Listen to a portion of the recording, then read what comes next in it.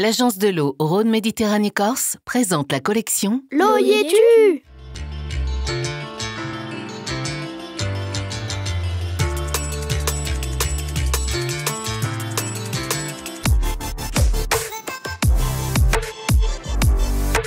L'étude préalable, disons principale, ça va être de vérifier la capacité du sol à pouvoir infiltrer un minimum d'eau. Ensuite, il y a une étude, plutôt des études techniques pour connaître les réseaux existants, l'état des sols et connaître les pollutions potentielles sur les enrobés. On a commandé à un bureau d'ingénierie donc des essais géotechniques en fait, pour avoir les capacités d'infiltration du sol, mais aussi le niveau de la nappe phréatique.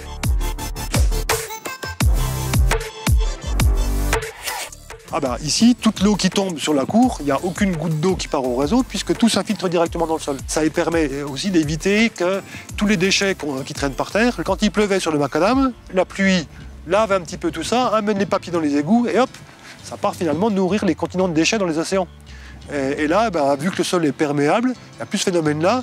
Le papier de bonbon que tu as acheté, il va rester là jusqu'à ce qu'on le ramasse. Ici, sur cette école, on a quelques récupérateurs d'eau de pluie et on a une petite mare aussi qui est une forte demande de l'équipe enseignante, une mare pédagogique qui permet d'avoir des séances d'observation avec les enfants. Cet espace central, on le transforme en nous. Donc la pente qui existe là, qui est déjà existante, est renforcée pour recueillir toutes les eaux pluviales. Il y a l'installation d'une cuve pour récolter les eaux pluviales sur laquelle on va venir accorder toutes les gouttières des toitures pour l'aspect pédagogique de l'installation et favoriser la réutilisation des eaux de pluie pour l'arrosage du potager.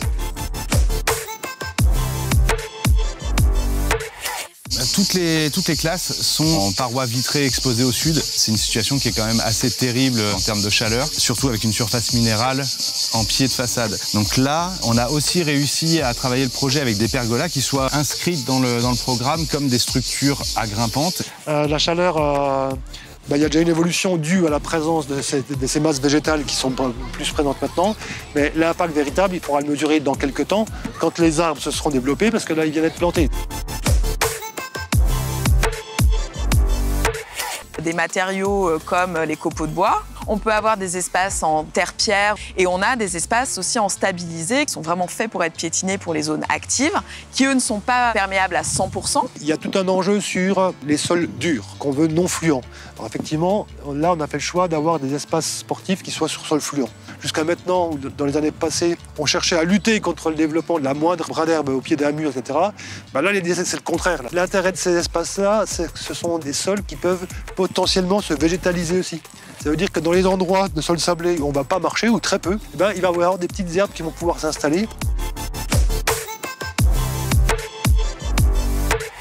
On a installé des troncs d'arbres qui servent à la fois d'assises pour faire classe dehors, des bouts de bois sur lesquels on peut grimper. On peut parler aussi d'un jardin pédagogique qui a été installé dans la cour de l'école en forme de labyrinthe. Ça, c'était une demande des enfants. Par là-bas, on aura des grands tipis qui sont des structures à végétalisation. Donc les grimpantes viendront habiller ces structures-là et c'est des cabanes de jeu pour les enfants. Une grande table qui permet de faire la classe en extérieur. Donc pour concilier la vie de l'école et les travaux d'aménagement, tous les travaux sont programmés au cours des vacances scolaires. Les travaux seront réalisés sur les 2 mois d'été, donc c'est assez contraint pour les entreprises, notamment avec la période de congé annuel. Et après, il y a quand même la partie végétalisation de toute la cour qui ne pourra se faire qu'à partir des vacances de la Toussaint pour favoriser la reprise des végétaux.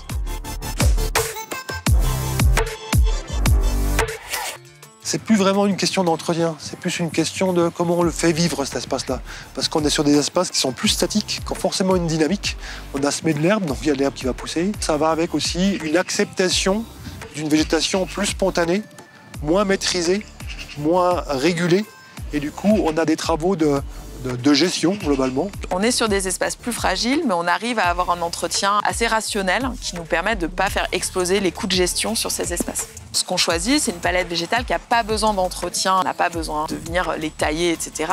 Comme le sol devient naturel, les feuilles, elles peuvent venir se décomposer dans les sols. Et on inclut aussi les enfants et les équipes pédagogiques à venir entretenir les cours, c'est leur projet. C'est plutôt des entretiens manuels, donc forcément, c'est plus de temps pour les agents. Et c'est des nouveaux outils aussi à mettre en place et des nouvelles méthodes.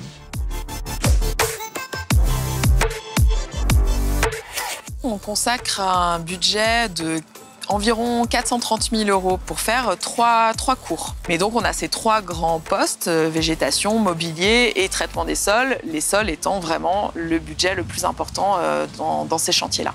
Le projet, les travaux complets, donc ils ont été estimés à 250 000 € de travaux. Et le financement, il est donc possible et réalisable grâce à des aides de l'Agence de l'eau. Le coût du projet, il est globalement de 650 000 €, qui a été financé à 80% par des partenaires, donc, comme l'Agence de l'eau et la région Bourgogne-Franche-Comté.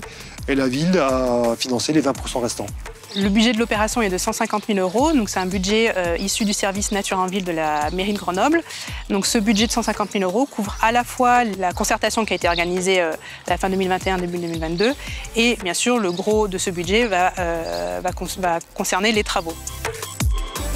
La désimperméabilisation, nous avons tout à y gagner, si c'est possible dans les cours d'école. C'est possible sur des surfaces telles que les parkings, la voirie et bien d'autres encore. Collectivités, entreprises, aménageurs, vous avez un projet pour rendre la ville perméable ?